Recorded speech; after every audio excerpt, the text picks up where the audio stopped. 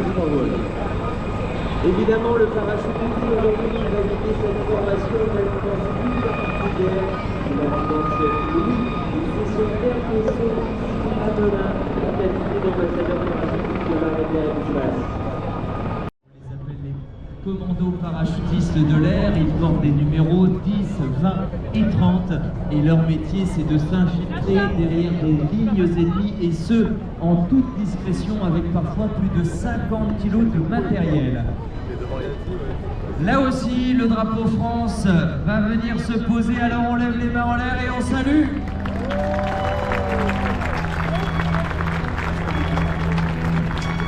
Et le plus dur pour lui.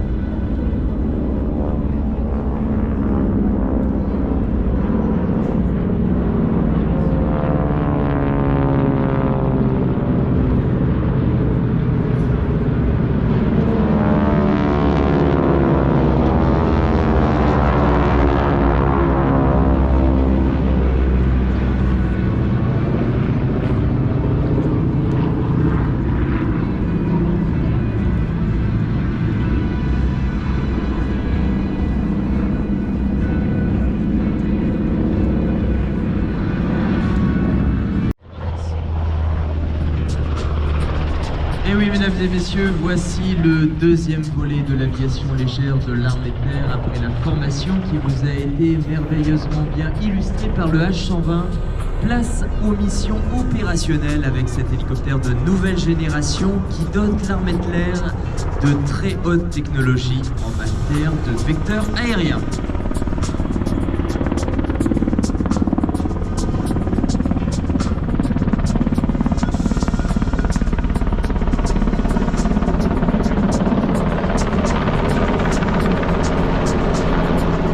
Il s'agit là d'une machine que l'on pourrait qualifier de polyvalente, et ainsi différentes armées s'en sont équipées, notamment la Marine nationale avec une version navale pour la lutte anti-navire et anti-sous-marine à partir de frégates, mais également l'armée de terre avec une version terrestre, et ce pour le transport tactique personnel ou de matériel.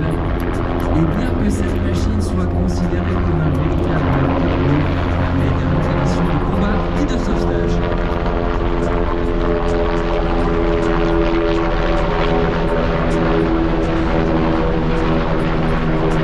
Cet hélicoptère fait partie de la classe des machines de plus de 11 tonnes, et lorsque vous rentrez dans sa soute qui est absolument énorme, c'est entre 14 et 20 militaires qui peuvent y prendre place.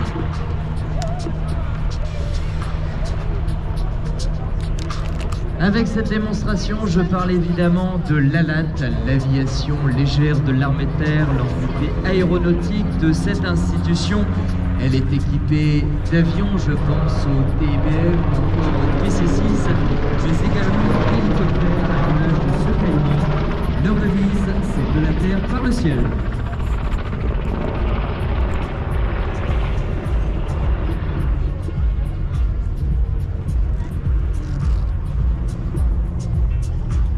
L'équipage de base du Caïman est composé de 4 personnels, un chef de bord, un pilote, un mécanicien navigant et un membre opérationnel de soute. Le chef de bord, c'est le chef de mission. Il a également la fonction d'opérateur radio et de gestion d'équipement.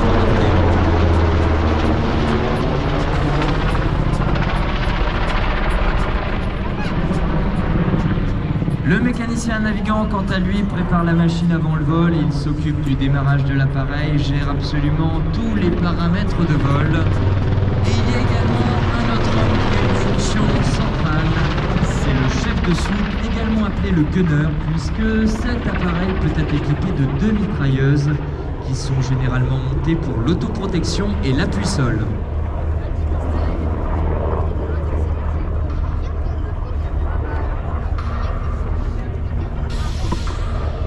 Aujourd'hui, le chef de bord pour cette présentation en vol est le capitaine Alexandre.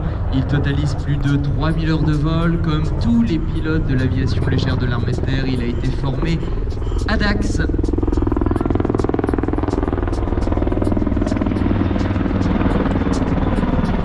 Il a ensuite été formé pour piloter cette machine au LUC, là où sont formés tous les pilotes des régiments d'hélicoptères de combat de l'armée de terre. Le pilote qui est actuellement en commande pour cette présentation est le capitaine Martial. En ce qui concerne le mécanicien navigant, c'est l'adjudant-chef Gabriel. Et le membre opérationnel de soute, c'est le caporal-chef Elie.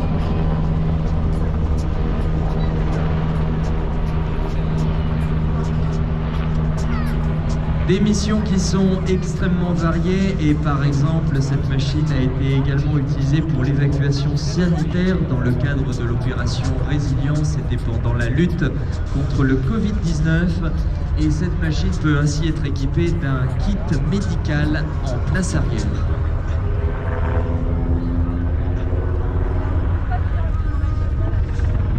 Intervenir dans des environnements dégradés et ce parfois sous le feu ennemi, c'est la mission de cet hélicoptère de nouvelle génération développé par Airbus Hélicoptère. Il est équipé d'une potence d'aérocordage pour déposer des personnels avec une cordeliste et rendez-vous compte en moins d'1 minute grâce à ce dispositif. C'est 12 militaires qui peuvent être déposés et ce parfois à une hauteur de 70 mètres au-dessus du sol.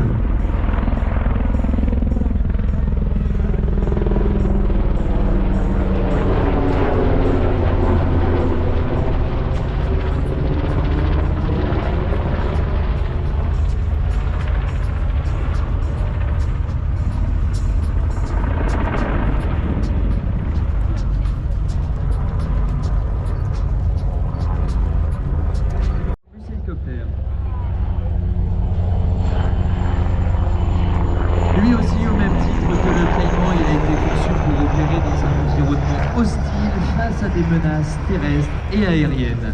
L'objectif, c'était dans son cahier des charges d'avoir une machine capable de faire face aux nouvelles menaces modernes, telles que les... Et à l'occasion de ce roll-out, on va également pouvoir aborder des régiments qui exploitent cette machine d'exception. Il s'agit du 1er RHC de Falsbourg, mais également le 5e RHC basé à Pau. Et si vous avez de bons yeux, vous vous apercevez que devant il y a une mitrailleuse. Cette mitrailleuse de 30 mm est orientée grâce au casque du pilote. Et ce sera également cet équipement qui équipera les équipages de Rafale dans les prochaines années.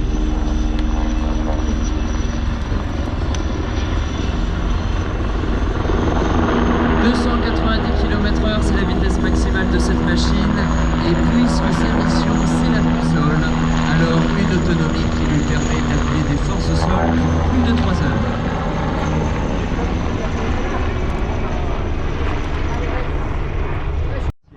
Lors des missions d'attaque.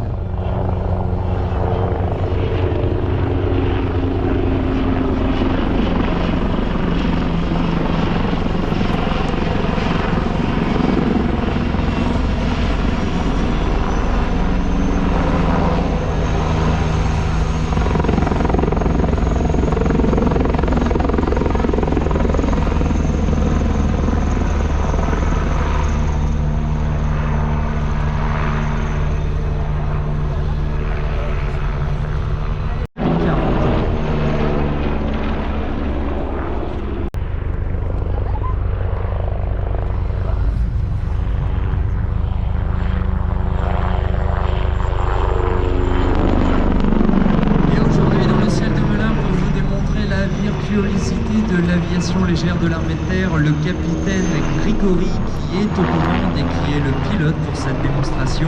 Il est assisté du capitaine Christopher, qui quant à lui est le chef de bord et qui est situé en place arrière. L'équipage me racontait qu'il y a une synergie entre ces deux hommes qui est poussée à son paroxysme, puisqu'avant d'être déployés en opération, les deux personnels travaillent conjointement 2 à 3 mois avant de partir sur le théâtre.